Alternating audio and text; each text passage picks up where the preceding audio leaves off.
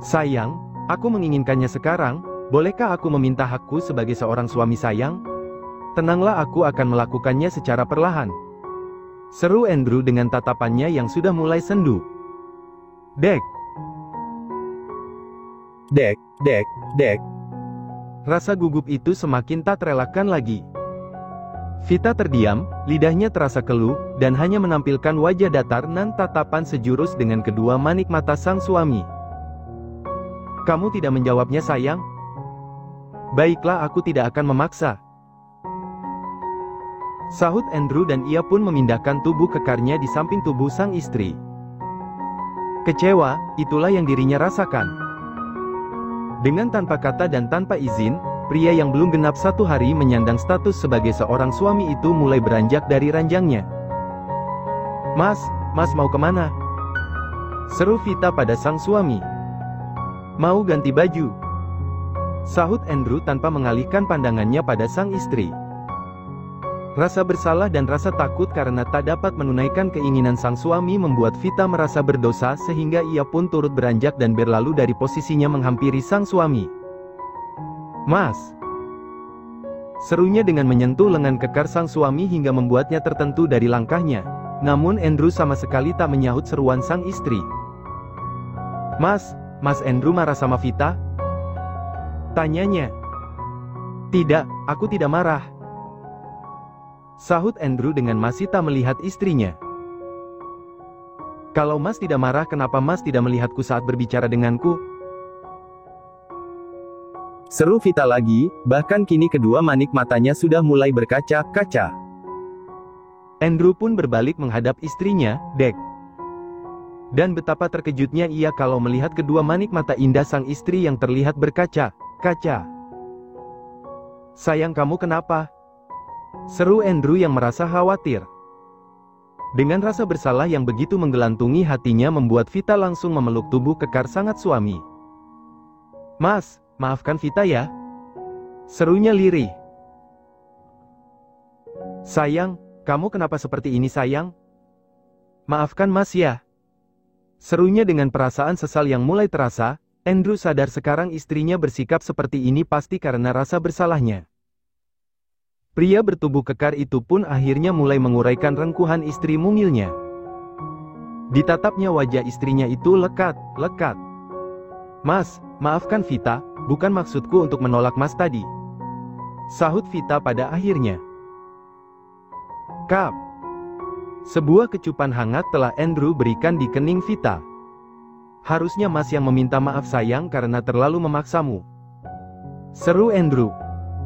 Untuk sesaat Vita menggeleng. Entah keberanian dari mana yang didapatkan oleh seorang Vita hingga ia mulai menjinjitkan kedua kaki mungilnya dan Kap. Kap. Ia mencium bibir suaminya. Andrew cukup tersentak dengan perlakuan Vita yang menurutnya sangat tidak mungkin dilakukannya. Kap. Vita mengulang ciumannya pada sang suami. Mendapatkan perlakuan seperti itu tentu saja membuat Andrew tak ingin melewatkan kesempatan ini. Andrew menggendong tubuh mungil istrinya, ia meraup bibir kenyal itu dengan penuh gair asteris H. Dengan tanpa melepaskan pagutan bibirnya dari bibir sang istri, Andrew terus melangkah membawanya hingga sampailah ia di atas kasur dan merebahkan tubuh berharga istrinya dengan perlahan. Pelan tapi pasti inilah yang terjadi. Kini tubuh mereka telah sama polos tanpa adanya sehelai benang pun yang melekat. Sekali lagi Andrew menatap wajah Vita istrinya dengan begitu lekat yang saat ini berada dalam kungkungannya. Sayang, bolehkah aku melakukannya sekarang? Serunya dengan suara serak dan tatapannya yang terlihat sendu akibat dari menahan hasrat yang begitu bergejolak. Diraihnya rahang tegas sang suami. Lakukanlah Mas. Sahut Vita. Kap. Aku akan melakukannya secara perlahan sayang agar kamu tidak terlalu sakit. Sahutnya dan Vita pun mengangguk. Sepanjang penyatuan kedua insan itu, hanya ada rangan dan seruan dari Vita untuk mengakhiri penyatuannya. Namun nampaknya Andrew sang suami masih belum mencapai pada puncak pelepasannya. Hingga setelah hampir 1 jam lamanya barulah pria bertubuh kekar itu ambruk karena telah sampai pada titik pelepasannya. Andrew mengangkat kepalanya, ditatapnya wajah sang istri dengan kedua bola mata yang sudah terpejam namun masih belum berada di alam mimpi. Nampak di sana terdapat banyak titik keringat yang mengembuni wajah cantiknya. Diusapnya keringat itu secara perlahan. Rasa lelah begitu nampak di wajah cantik istrinya. "Sayang," serunya. Vita mulai membuka kelopak matanya. "Lepas," sahutnya dengan nada yang hampir tak terdengar. "Kap." Andrew pun segera bangkit dari posisinya, dan dek. Andrew membelalakan kedua bola matanya kala ia melihat adanya darah segar yang keluar begitu banyak dari kepemilikan sang istri, bahkan darah itu merembes banyak ke celah spraynya. "Kap."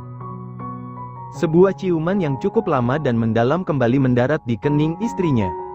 "Sayang," serunya, namun tak ada sahutan. "Sayang," serunya lagi. Vita pun membuka kelopak matanya kembali. "Iya mas," sahutnya lirih. "Maafkan aku karena sudah membuatmu seperti ini, dan terima kasih karena kamu masih menjaganya untukku," ucap Andrew. Vita tersenyum sebelum akhirnya ia mengangguk. Kini Andrew telah menutup bagian spray yang terkena bercak darah tadi dengan selimut yang sebelum akhirnya ia meluruskan kedua kaki istrinya kembali. Pria bertubuh kekar itu kembali memeluk tubuh mungil sang istri dan membawanya ke alam mimpi yang indah. Kini sepasang pengantin baru yang telah melewati malam yang begitu mengirahkan itu sudah terlelap bersama menikmati indahnya malam. Suasana hangat dan nyaman seolah tak pernah luntur menghiasi kebahagiaan keluarga Giorgino. Apalagi dengan hadirnya kedua bayi gembul yang begitu menggemaskan telah menjadi penentu sumber kebahagiaan. Namun kehadiran kedua bayi pemberi kebahagiaan itu memang tak dapat dipungkiri juga telah menimbulkan perasaan bersalah dan ingin melakukan penebusan akan hari yang telah dilalui namun telah dilewatinya begitu saja karena sebuah hal yang tak lain dan tak bukan adalah kebodohan dan ketidakpekaan. "Sayang menantu mama," panggil Devina. "Iya ma," sahutnya lembut. Tanpa terasa usia kedua cucu mama 2 minggu lagi sudah memasuki usia 9 bulan, "Mereka kan minum ASI Munak, kapan rencanamu membuat mereka berhenti minum ASI?" ujar Devina bertanya. "Kenapa mama bertanya seperti itu?" timpal Al sebelum istrinya menyahut. "Mama bertanya pada istrimu Al bukan padamu, kan istrimu yang menyusui anakmu bukan kamu," sahut sang mama. "Ya ampun ma, apa salahnya sih Al bertanya? Ini kan menyangkut pemenuhan nutrisi kedua putraku, memangnya kenapa sih mama bertanya seperti itu? Jangan katakan kalau mama ingin agar kedua putraku berhenti menyusu. Tidak Al tidak izinkan, kedua putraku masih bayi ma. Mereka sangat membutuhkan asupan nutrisi yang cukup untuk tumbuh kembangnya," sahut Al dengan raut tak terimanya. Devina menepuk jidatnya, "Iya benar tak habis pikir dengan putra semata wayangnya itu."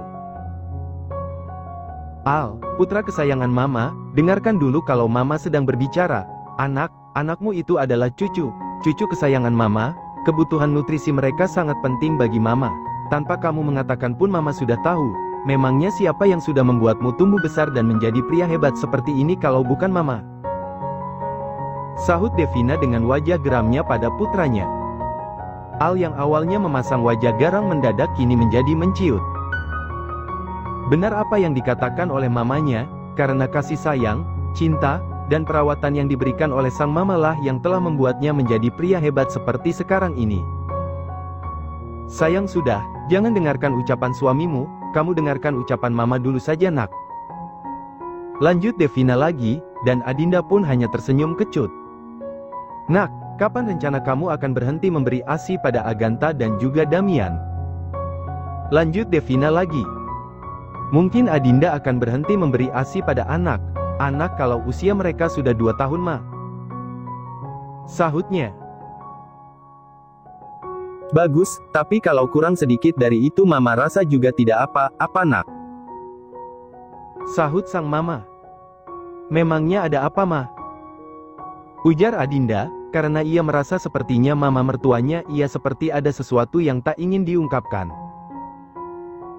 Tidak apa nak, hanya saja setiap kali mama melihat kedua cucu mama merasa bersalah dan berdosa karena tidak sempat menjaga dan merawat mereka saat berada dalam kandunganmu. Sahut Devina, bahkan tanpa terasa kedua manik matanya sudah mulai berembun. Al yang mendengar penuturan sang mama pun kembali merasakan dadanya yang begitu sesak. Rasa bersalah itu kini kembali mencuat dan dengan tanpa ampun telah kembali mengoyak hatinya. Adinda, bolehkah mama meminta satu hal padamu nak? Lanjut Devina. Katakanlah mama ingin meminta apa? Selagi Adinda bisa, Adinda akan melakukannya.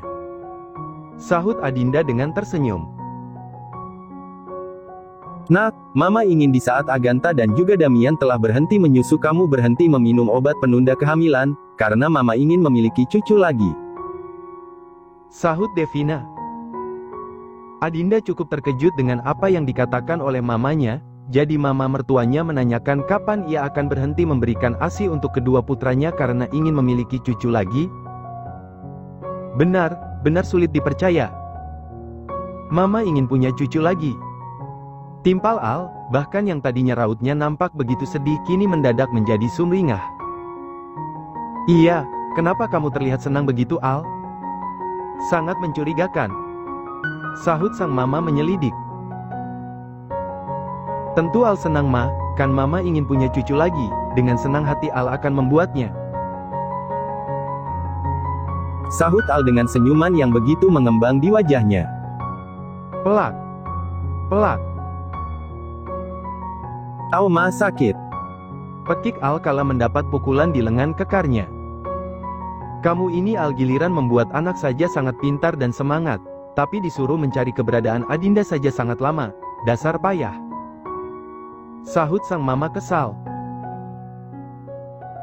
Tak ingin menggubris sang putra, Devina kembali berpaling pada menantu kesayangannya. Adinda nak, kamu mau ya mengabulkan permintaan mama? Mama ingin setelah kedua cucu mama berhenti menyusu, mama ingin kamu hamil lagi. Kenapa mama menginginkan ini? Karena mama ingin mengganti semua yang berhak kamu dan cucu mama dapatkan semasa kamu hamil nak. Seru Devina sendu, dan sebagai seorang oma, inilah keinginan yang bersemayam kuat di dalam lubuk hatinya. Waktu sudah menunjukkan pukul 6 pagi. Namun nampaknya tak membuat seorang pria berbola mata biru keabu-abuan yang terkenal gila kerja itu masih nampak santai, tak menunjukkan pergerakan untuk memulai aktivitas kerjanya di perusahaan. Ia saat ini seperti masih nampak terlihat santai di kamarnya. Mas tidak jadi ke kantor hari ini? Seru Adinda pada sang suami setelah dirinya baru selesai memasak di dapur. Al menoleh, dan ia pun langsung memeluk erat tubuh mungil sangat istri. Ya Allah, Mas membuat Adinda kaget. Serunya. Aduh kamu ini sayang, selalu saja kaget kalau Mas memelukmu, memangnya Mas ini hantu apa? Sahut Al dengan masih memeluk manja istrinya. Ya bagaimana Adinda tidak kaget Mas? Masnya selalu mendadak seperti itu kalau memeluk, membuat Adinda jantungan tahu. Sahutnya. Sayang Mas bahagia sekali hari ini. Seru Al. Bahagia kenapa Mas? Balas Adinda. Ya bahagia sayang karena Mas tidak perlu menunggu anak berusia 3 tahun untuk membuatmu hamil lagi. Sahut Al bahkan dengan rautnya yang begitu sumringah. Apa? Adinda tidak habis pikir dengan apa yang ada di pikiran suaminya, ternyata suaminya sangat bahagia seperti ini karena ingin dirinya hamil lagi. Tak ingin terlalu memikirkan hal yang dipikirkan oleh sang suami, kini Adinda mencoba untuk melakukan obrolan lainnya yang juga tak kalah penting. Mas duduk dulu ya, kan tidak enak kalau berdiri seperti ini. Serunya.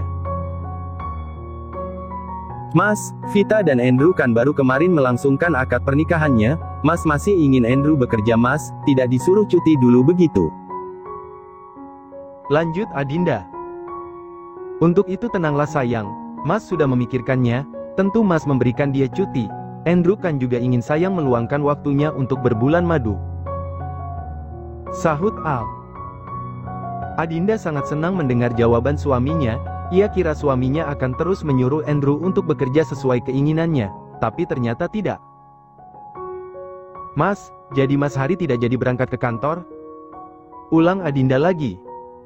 Mas akan tetap ke kantor Sayang, tapi Mas ingin berangkat nanti siang saja. Sahutnya. Ya sudah kalau itu memang keinginan Mas. Sahutnya. Anak masih bersama Mama dan Papa? Tanya Al. Iya Mas, mereka bersama Oma dan Opanya, Mama sedang menyuapi mereka sarapan. Sahut Adinda. Al kembali merengkuh tubuh mungil sang istri agar dapat merasakan kehangatan dari balik tubuh kekarnya. Tak ada lagi pembicaraan dari mereka hingga akhirnya. Mas, besok Adinda mau main ke rumah ayah ya? Serunya meminta izin. Kenapa kamu tidak mengatakannya dari tadi sayangku? Tentu Mas akan mengizinkan jika kamu ingin main ke sana. Sahut Al. Terima kasih Mas. Ucapnya berterima kasih. Denganku ke sana sayang. Putus Al. Di lain tempat namun masih berada dalam waktu yang sama nampak seorang wanita yang sudah menyandang status sebagai seorang istri itu, nampaknya tengah disibukkan dengan aktivitas paginya. Ya, di pagi hari ini Vita nampak mondar-mandir tengah bertempur di dapur barunya untuk menyiapkan sarapan paginya bersama sang suami. Dengan langkah perlahan dan sedikit tertatih, Vita melakukan aktivitasnya, meski masih terasa sakit di bagian sensitifnya, namun tak menyurutkan semangatnya untuk membuatkan sarapan untuk sang suami. Sedangkan di ruangan lain atau lebih tepatnya di ruangan kerjanya, nampak sang suami Andrew masih memeriksa beberapa berkas penting. Ia tak tahu jika sang istri yang ia suruh untuk menggunakan waktunya untuk beristirahat di kamar malah sibuk memasak. Aku rasa semuanya sudah selesai, dan berkas ini tinggal aku serahkan pada Tuan Al. Gumamnya. Ini sudah pukul 6 lewat, kenapa makanan yang kupesan masih belum datang? Imbuhnya. Dan Andrew pun mulai beranjak menuju kamar di mana sang istri beristirahat. Dilangkahkannya kaki jenjang nan kokoh itu hingga sampailah di tempat yang ia tuju.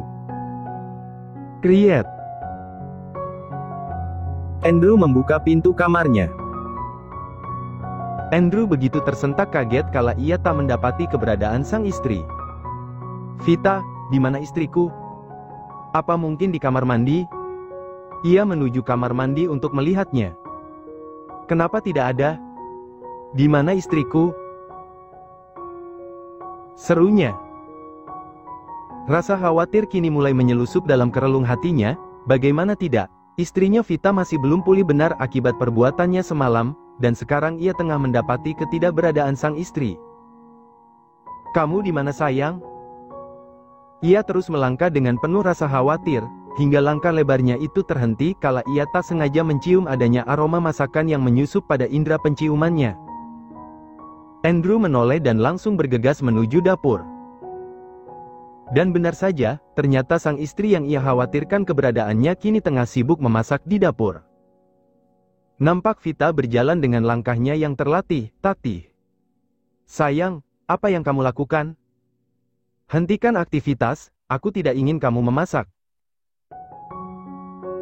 Dengan tiba-tiba Andrew menginterupsi sang istri.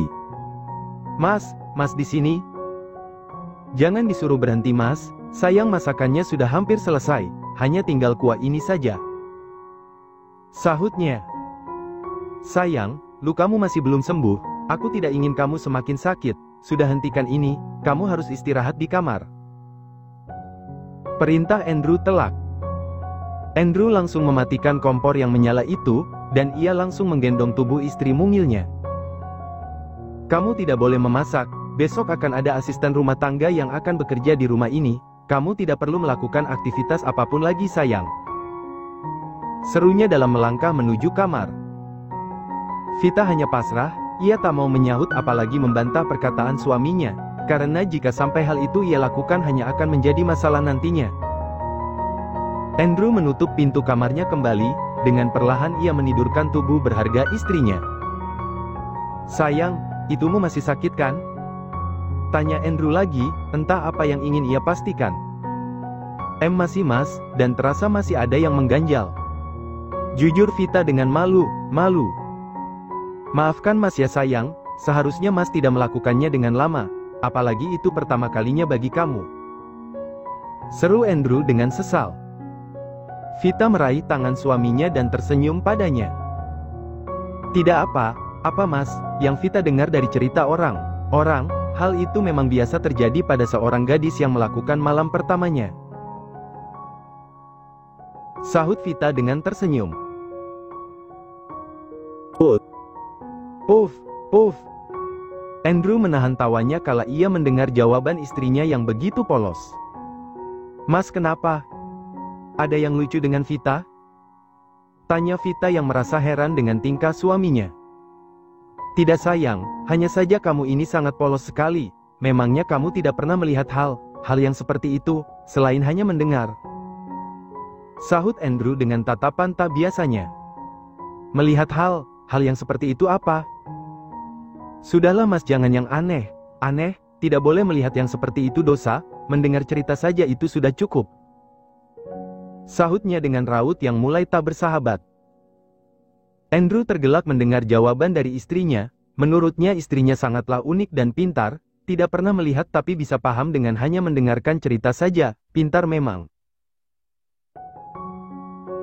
Di sebuah rumah mewah nan indah, namun sangat memiliki penjagaan yang ketat bak sebuah penjagaan di penjara, kini seorang wanita hanya duduk terdiam merenungi nasibnya. Kesepian, merasa tak dianggap, sedih dan menyesal, itulah yang ia rasakan. Akibat dari perbuatan jahatnya, ia harus mendekam di dalam rumah tanpa boleh melangkahkan kakinya untuk dapat melihat hamparan luas di luar sana. Hanya dari sebuah jendela kecillah ia dapat melihat halaman tempat pengasingannya, namun sepanjang ia bisa menatap semuanya tak lepas dari penjagaan para manusia bertubuh kekar dengan raut terlihat garang.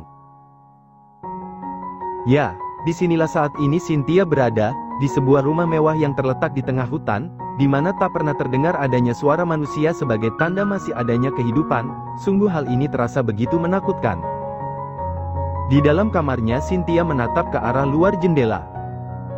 Baru 1 minggu dirinya diasingkan di tempat ini, namun bak setahun rasanya.